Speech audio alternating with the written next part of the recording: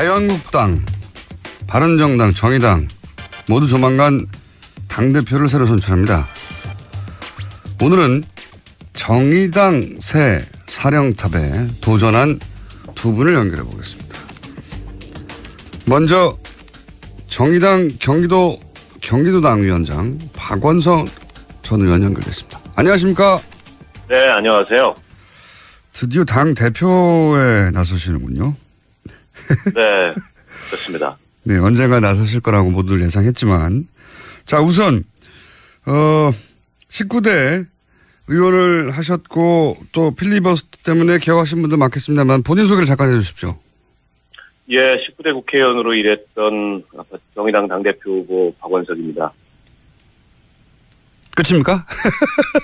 계속 길게 해도 되는 겁니까? 네, 예를 들어서 저는 본인의 경력이라든가 짧게. 예. 네, 1994년도에 박원순 서울시장 그리고 조희연 서울교육감 같은 분들과 함께 참여연대라는 시민단체를 창립했고 18년 정도 일을 했습니다.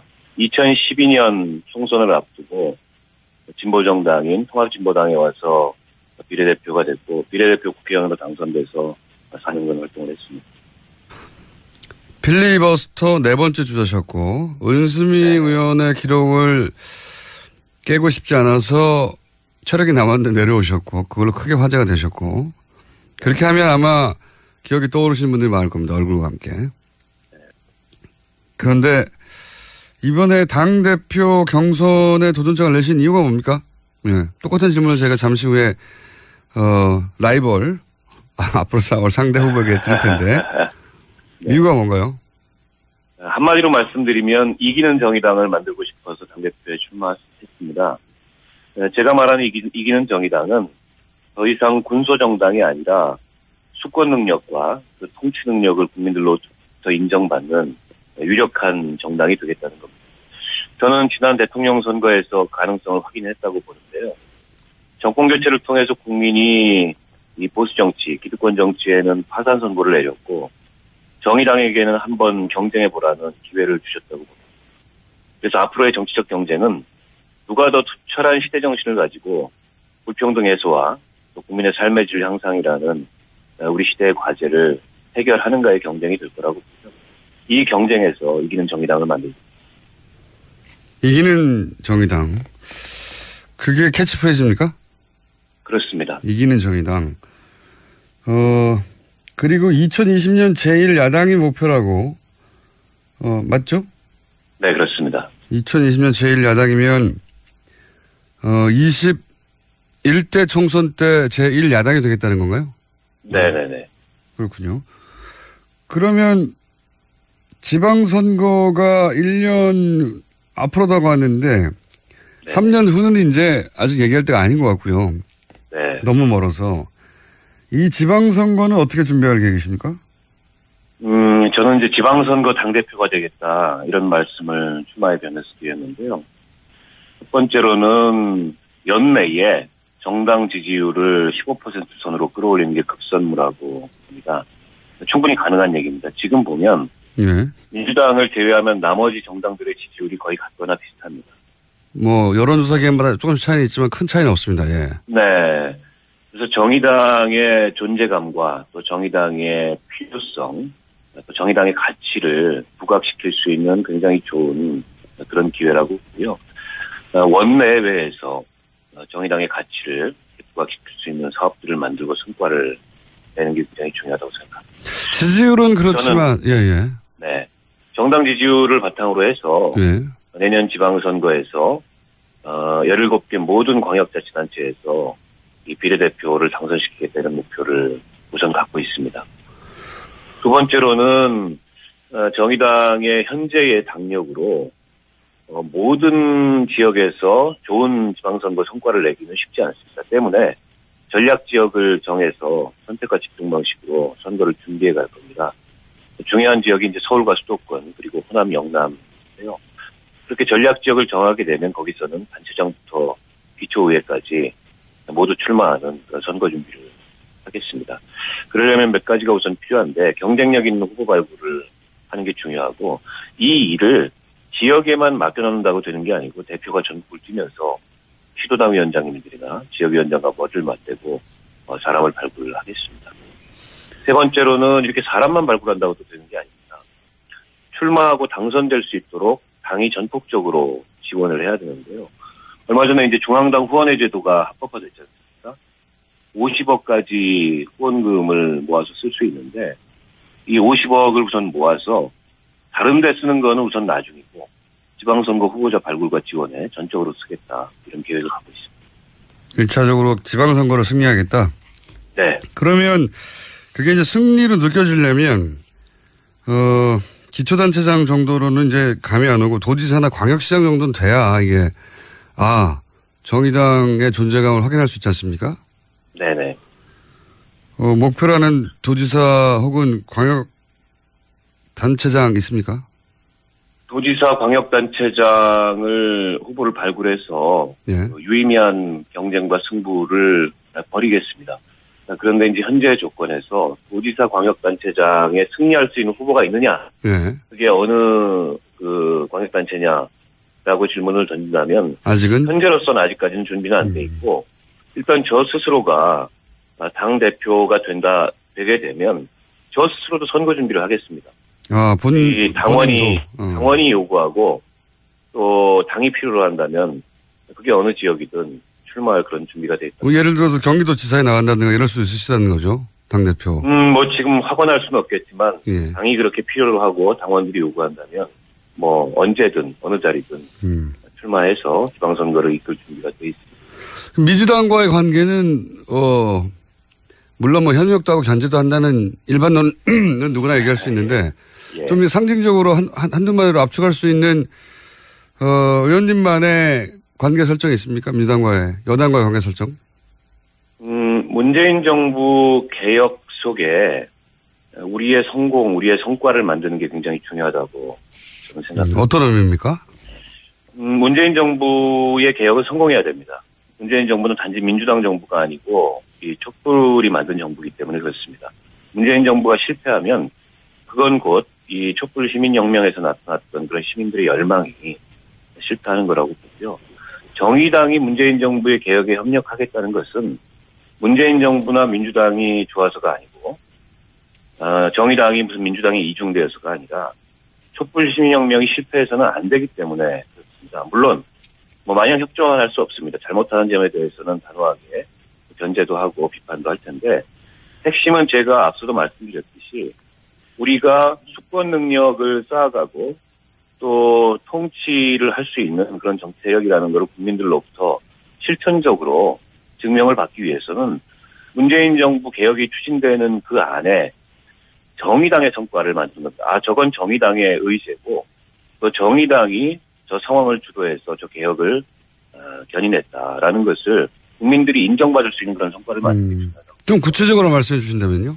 예를 들어서. 이를테면 지금 적폐청산이 이 정부에서 굉장히 중요한 과제지 않습니까? 예. 그건 이제 정상국가를 만들자는 거고 그건 사실은 저는 문재인 정부가 굉장히 잘할 수 있다고 생각합니다. 예. 그런데 정의당은 여기서 한 발 더 나가서 복지국가를 만들자는 게 정의당의 목표고 또 비전이고 그렇습니다. 그렇다면 비정규직 정규직화 문제라든지 또 최저임금의 문제라든지 심상정 후보가 선거 공약으로 내걸었던 육아휴직 확대 문제라든지 기초연금 확대 문제라든지 이런 사회경제 개혁의 의제를 원내에서 정의당이 선도하고 또 그런 의제들이 개혁 법안을 통해서 국회에서 성공한다면 저는 그게 바로 문재인 정부 개혁 추진 가운데에서 정의당의 성과를 만드는 방법이고 국민들이 볼 때 정의당의 수권 능력, 정의당의 통치 능력 이런 걸 입증하는 그 실천적인 결과를 만드는 거라고 생각합니다. 이정미 의원도 당대표 출마를 하셨는데 이정미 의원보다 본인이 왜 낫죠? 이정미 의원하고는 제가 개인적으로 가까울 뿐만 아니라 예. 아마도 평생 이 진보정당의 동료로 그렇게 서로 협력하고 또 서로 격려하면서 정치를 해나가지 않을까 싶습니다. 다만 이제 제가 이번 당대표 출마하면서 말씀드리고자 하는 바는 지금 우리에게 필요한 리더십은 진보정당 안에서만 머물렀던 리더십이 아니고 당이 그 이후에 만나야 될 진보정당 밖의 세상으로 우리 당을 안내할 수 있는 그런 리더십이 필요하다. 진보정당 안의 그런 경험과 시각은 심상정, 노회찬 두 분과 같은 그런 1세대 리더십으로 충분한 거 아닌가 이런 말씀을 드리고 싶고요. 제가 19대 비례대표 초선 국회의원으로서 4년간 의정 활동했는데 사실은 비례대표 초선 국회의원은 4년간 의정 활동하기도 굉장히 벅차고 바쁩니다. 저는 거기에 전념을 했고 또 전념함으로 인해서 일정한 성과도 내고 잘했다는 평가를 받았습니다. 제가 지난 2년 동안 정의당의 경기도당 위원장을 맡았었거든요. 그래서 경기도당의 조직을 재건하고 바닥으로부터의 정당 리더십을 만들었습니다. 이기는 정의당 또 통치 능력을 인정받는 정의당을 위해 일할 준비가 되어 있다고 생각하고요. 앞서 우리 총수님께서 필리버스터 말씀을 많이 해주셨는데 9시간 30분 동안 필리버스터를 했던 그런 어떤 강인함이랄까요? 또 이번 대선에서 심상정 후보의 TV토론 단장을 맡아서 당의 전략적인 그런 승리를 만들어냈던 그런 어떤 실력 이런 걸 이제 당을 위해서 쓸 수 있도록 우리 당원들께서 기회를 주실 것을 이 방송을 빌어서 부탁드립니다. 알겠습니다. 오늘은 점잖게 했고요. 따로따로 연결하는 거라 두 분을 한꺼번에 모시고 좀 야박하게 전투적으로 머리끄댕이를 잡게. 오늘은 첫 소개니까 여기까지 하겠습니다. 오늘 말씀 감사합니다. 네, 고맙습니다. 네, 지금까지 정의당의 박원석 전 의원이었습니다. 이어서 이정미 의원 연결해 보겠습니다. 안녕하십니까? 네, 안녕하세요. 이정미입니다. 네. 제가 이제 방송, 라디오 연결하면서 항상 느끼는 건데, 여성분들이 항상, 훨씬 더 유리해요, 라디오에서는. 그래요? 목소리가 딱딱 꽂힙니다. 네.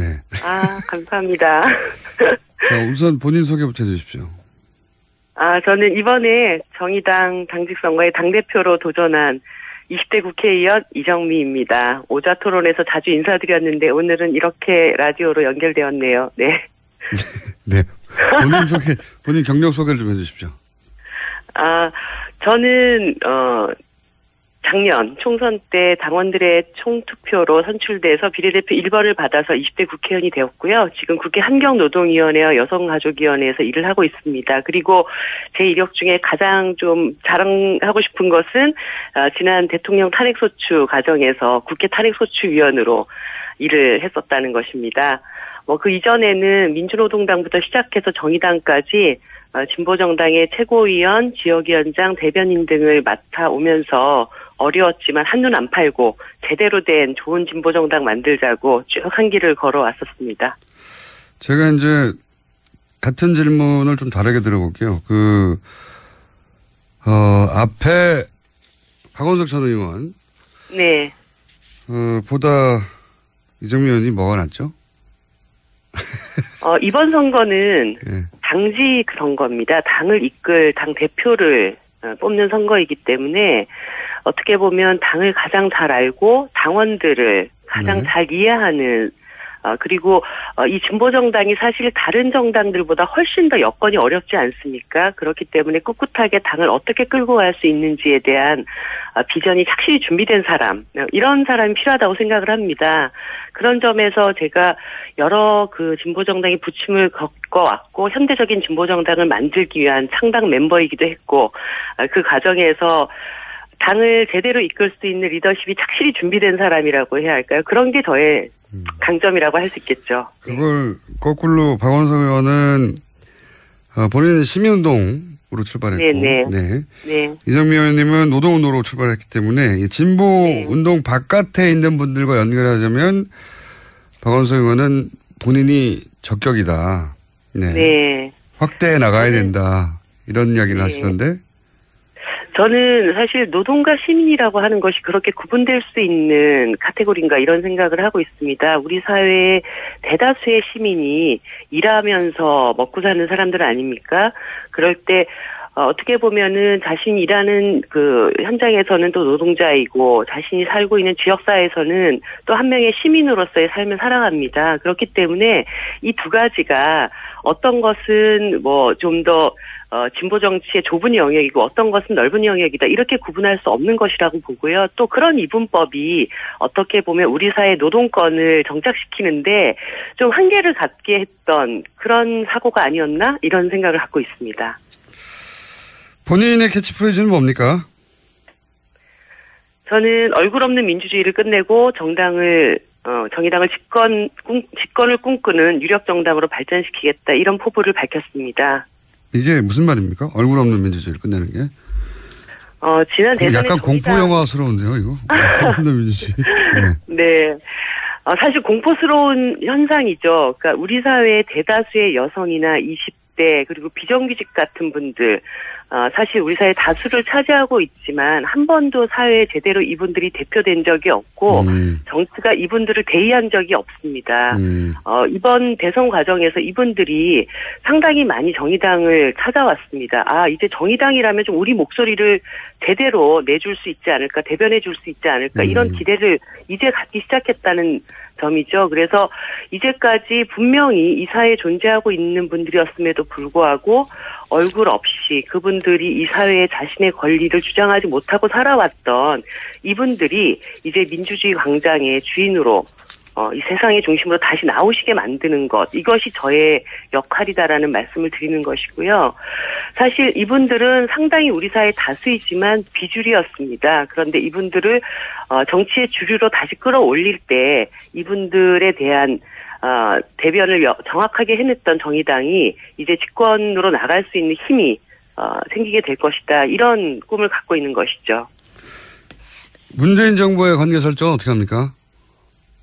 제가 출마해변에서도 밝혔지만 문재인 정부는 저는 단지 대한민국의 19번째 정부라고 생각하지 않습니다. 새로운 대한민국의 시작점 이렇게 보고 있고 60년 비상식적이고 비정상적인 국가를 다시 세우는 그런 과정이라고 저는 보고 있습니다. 그런데 이 정부가 탄생되는 과정에 촛불이 있었고 탄핵이 있었고요. 그 촛불과 탄핵을 함께 만들어냈던 것이 또 정의당입니다. 그렇기 때문에 이 정부의 성공을 위해서 특히 이 정부에게 바라는 국민들의 개혁의 요구, 개혁의 열망을 성공시키기 위해서는 정말 이 정부가 잘 되도록 협력할 것은 최대한 협력해야 된다는 게 제 입장이고요. 우리가 싸워야 할 대상은 이러한 개혁을 방해하는 낡은 적폐 세력이다. 이렇게 보고 있습니다. 물론 문재인 정부가 개혁에 미흡하거나 그 방향이 잘못됐을 때는 누구보다 앞서서 비판하고 개혁을 잘된 방향으로 이끌 수 있도록 노력하는 것이 저희들의 몫이다라고 보고 있습니다. 그러니까 두 분 다 잘하는 건 잘한다. 네. 못하는 건 못한다. 네. 그 정도 얘기인데 혹시 지방선거 관련해서 본인만의 특별한 전략이 있습니까? 물론 지방선거는 다 이기겠다고 이제 말씀을 하시고 박원석 의원은 필요하면 본인이 직접 선수로 뛰겠다고도 말씀하셨는데. 네. 박원석 전 의원께서 직접 뛰실 만한 우리 당의 중요한 후보군 중에 한 명이라고 저는 생각하고 있고요. 그럼 그분은 거기에 나가시고 나는 대표는 나한테 달라는 얘기죠? 저는 또 당을 진두지휘하고 선거를 이끌어야 되니까. 예. 네. 아니, 제가 한번 쭉 생각을 해봤어요. 지난 5년 정의당이 창당되고 지금 5년이 흘렀는데 그 사이에 몇 번의 선거가 있었습니다. 근데 그때마다 정의당의 그 당시 선거에 대해서 굉장한 비관론, 이번 선거에서 정의당이 상당히 어려울 것이다. 이 위기를 견뎌낼 수 있겠느냐, 이런 위기론 같은 것이 있었거든요. 그런데 막상 선거를 딱 치러놓고 나면은 당이 조금씩 한 단계씩 성장을 해왔습니다. 저는 이런 우리 당의 저력을 믿고 있고요. 그리고 이번 대선 과정에서도 정의당만의 정책과 가치, 비전을 가지고 당당하게 승부를 겨뤘을 때 또 국민들이 정의당에 대해서 좀 더 그 존재를 인정해주는 과정이 있었기 때문에 내년 지방선거에서도 정의당의 이름으로 당당하게 일단 선거를 치르겠다는 자신감이 가장 중요하다고 보고 있습니다. 그리고 우리 당에서 좀 착실히 준비해왔던 중요한 지방 기초단체장과 지방의회를 준비하고 있는 후보분들이 있습니다. 이분들을 반드시 내년 지방선거에 승리하게 만들어서 정의당만의 지방자치의 어떤 모범 이런 것들을 제대로 좀 보여드리고 싶습니다. 혹시 예를 들어서 이 동네만큼은 이 광역 만큼은 정의당이 가져가겠다고 그래서 뭐 예전에는 뭐 후보 단일화 이런 식으로 표현을 했었는데 네. 예를 들면 민주당과 어느 지역 정도는 딜을 해서 이 지역 정도는 우리가 가져가겠다. 혹시 그런 전략 같은 것도 있으십니까? 지금 제가 이 방송에서 내고 뭐 딜을 어떻게 할 것인가 이거는 다 상대가 있고 서로 그 당시에 조건이 어떻게 형성되는가에 따른 문제이라고는 보는데 네. 일단 가장 중요한 것은 정의당 독자의 힘으로 내년 지방선거를 돌파하겠다라는 의지 이것을 말씀드리고 싶고요. 다만 이번 대선 과정에서도 노동자들이 밀집되어 있는 지역에서 정의당의 득표가 상당히 많이 나왔습니다. 예를 들어서 20대 여성 노동자들의 기숙사가 있었던 파주시 같은 경우에서는 두 자릿수가 훌쩍 넘는 이런 그 득표를 보인 곳도 있었습니다. 그래서 예를 들어 인천이라든가 울산이라든가 우리 그 노동자들이 밀집되어 있는 그런 기초단체장은 저희들이 좀 이번엔 제대로 승리를 거둬보겠다라는 그런 의지를 가져야 된다고 봅니다. 알겠습니다. 저희가 첫 시간이고 따로따로 연결하다 보니까 원론적인 얘기밖에 못 여쭤봤는데 네. 조만간 저희가 따로 두 분을 모시고 네, 꼭 불러주세요. 이렇게 해봐야 아무 소용이 없거든요. 네. 두 분이 나왔다는 것만 소개하는 정도지 두 분의 경쟁력과 차별점은 저희가 직접 두 분을 자리에 모시고 한번 박이 터지는 시간을 따로 마련하도록 하겠습니다. 오늘 말씀 감사합니다. 네, 알겠습니다. 네, 감사합니다. 네, 경기당 이정미 의원이었습니다. 김어준입니다. 잠시 후 3부에서 강경화 임명에 관한 문제 다뤄보겠습니다. 자유한국당, 바른정당, 정의당 모두 조만간 당대표를 새로 선출합니다. 오늘은 정의당 새 사령탑에 도전한 두 분을 연결해 보겠습니다. 먼저 정의당 경기도당 위원장 박원석 전 의원 연결됐습니다. 안녕하십니까? 네, 안녕하세요. 드디어 당 대표에 나서시는군요. 네, 그렇습니다. 네, 언젠가 나서실 거라고 모두 예상했지만, 자, 우선 19대 의원을 하셨고 또 필리버스터 때문에 개혁하신 분도 많겠습니다만 본인 소개를 잠깐 해주십시오. 예, 19대 국회의원으로 일했던 정의당 당대표 후보 박원석입니다. 끝입니까? 계속 길게 해도 되는 겁니까? 네, 예를 들어서 저는 본인의 경력이라든가 짧게. 예. 네, 1994년도에 박원순 서울시장 그리고 조희연 서울교육감 같은 분들과 함께 참여연대라는 시민단체를 창립했고 18년 정도 일을 했습니다. 2012년 총선을 앞두고 진보정당인 통합진보당에 와서 비례대표가 됐고 비례대표 국회의원으로 당선돼서 4년간 활동을 했습니다. 적으로 지방선거를 승리하겠다? 네. 그러면 그게 이제 승리로 느껴지려면 기초단체장 정도로는 이제 감이 안 오고 도지사나 광역시장 정도는 돼야 이게 정의당의 존재감을 확인할 수 있지 않습니까? 네네. 목표라는 도지사 혹은 광역단체장 있습니까? 도지사 광역단체장을 후보를 발굴해서 예. 유의미한 경쟁과 승부를 벌이겠습니다. 그런데 이제 현재 조건에서 도지사 광역단체장에 승리할 수 있는 후보가 있느냐? 예. 그게 어느 그 광역단체냐라고 질문을 던진다면 아직은? 현재로서는 아직까지는 준비는 안 돼 있고 일단 저 스스로가 당 대표가 되게 되면 저 스스로도 선거 준비를 하겠습니다. 이 당원이 요구하고 또 당이 필요로 한다면 그게 어느 지역이든 출마할 그런 준비가 돼 있다. 예를 들어서 경기도지사에 나간다든가 이럴 수 있으시다는 거죠, 당대표. 뭐 지금 확언할 수는 없겠지만 예. 당이 그렇게 필요로 하고 당원들이 요구한다면 뭐 언제든 어느 자리든 출마해서 지방선거를 이끌 준비가 돼 있습니다. 민주당과의 관계는 물론 뭐 협력도 하고 견제도 한다는 일반론은 누구나 얘기할 수 있는데 예. 좀 상징적으로 한 캐치프레이즈입니까? 그렇습니다. 이기는 정의당. 그리고 2020년 제1야당이 목표라고 맞죠?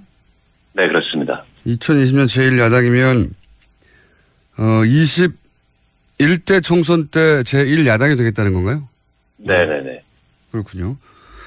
그러면 지방선거가 1년 앞으로 다가왔는데 3년 후는 이제 아직 얘기할 때가 아닌 것 같고요. 네. 너무 멀어서. 이 지방선거는 어떻게 준비할 계획이십니까? 저는 이제 지방선거 당대표가 되겠다, 이런 말씀을 출마의 변에서 드렸는데요. 첫 번째로는 연내에 정당 지지율을 15% 선으로 끌어올리는 게 급선무라고 봅니다. 충분히 가능한 얘기입니다. 지금 보면 네. 민주당을 제외하면 나머지 정당들의 지지율이 거의 같거나 비슷합니다. 뭐 여론조사 기관마다 조금씩 차이는 있지만 큰 차이는 없습니다. 예. 네. 그래서 정의당의 존재감과 또 정의당의 필요성, 또 정의당의 가치를 부각시킬 수 있는 굉장히 좋은 그런 기회라고 보고요. 원내외에서 정의당의 가치를 부각시킬 수 있는 사업들을 만들고 성과를 내는 게 굉장히 중요하다고 생각합니다. 지지율은 그렇지만, 예. 네. 정당 지지율을 바탕으로 해서 예. 내년 지방선거에서 17개 모든 광역자치단체에서 이 비례대표를 당선시키겠다는 목표를 우선 갖고 있습니다. 두 번째로는 정의당의 현재의 당력으로 모든 지역에서 좋은 지방선거 성과를 내기는 쉽지 않습니다. 때문에 전략 지역을 정해서 선택과 집중 방식으로 선거를 준비해 갈 겁니다. 중요한 지역이 이제 서울과 수도권 그리고 호남, 영남인데요. 그렇게 전략 지역을 정하게 되면 거기서는 단체장부터 기초의회까지 모두 출마하는 그런 선거 준비를 하겠습니다. 그러려면 몇 가지가 우선 필요한데 경쟁력 있는 후보 발굴을 하는 게 중요하고 이 일을 지역에만 맡겨놓는다고 되는 게 아니고 대표가 전국을 뛰면서 시도당 위원장님들이나 지역위원장과 머리를 맞대고 사람을 발굴을 하겠습니다. 세 번째로는 이렇게 사람만 발굴한다고 또 되는 게 아닙니다. 출마하고 당선될 수 있도록 당이 전폭적으로 지원을 해야 되는데요. 얼마 전에 이제 중앙당 후원회 제도가 합법화됐지 않습니까? 50억까지 후원금을 모아서 쓸 수 있는데 이 50억을 우선 모아서 다른 데 쓰는 거는 우선 나중이고 지방선거 후보자 발굴과 지원에 전적으로 쓰겠다, 이런 계획을 갖고 있습니다. 1차 필리버스터 4번째 주자셨고 은수미 의원의 기록을 깨고 싶지 않아서 체력이 남았는데 내려오셨고 그걸로 크게 화제가 되셨고 그렇게 하면 아마 기억이 떠오르시는 분들이 많을 겁니다. 얼굴과 함께. 그런데 이번에 당대표 경선에 도전장을 내신 이유가 뭡니까? 네. 똑같은 질문을 제가 잠시 후에 라이벌 앞으로 싸울 상대 후보에게 드릴 텐데 네. 이유가 뭔가요? 한마디로 말씀드리면 이기는 정의당을 만들고 싶어서 당대표에 출마했습니다. 제가 말하는 이기는 정의당은 더 이상 군소정당이 아니라 수권 능력과 그 통치 능력을 국민들로부터 인정받는 유력한 정당이 되겠다는 겁니다. 저는 지난 대통령 선거에서 가능성을 확인했다고 보는데요. 정권 교체를 통해서 국민이 이 보수 정치, 기득권 정치에는 파산 선고를 내렸고 정의당에게는 한번 경쟁해보라는 기회를 주셨다고 봅니다. 그래서 앞으로의 정치적 경쟁은 누가 더 투철한 시대 정신을 가지고 불평등 해소와 또 국민의 삶의 질 향상이라는 우리 시대의 과제를 해결하는가의 경쟁이 될 거라고 봅니다. 이 경쟁에서 이기는 정의당을 만들고 이기는 정의당. 그게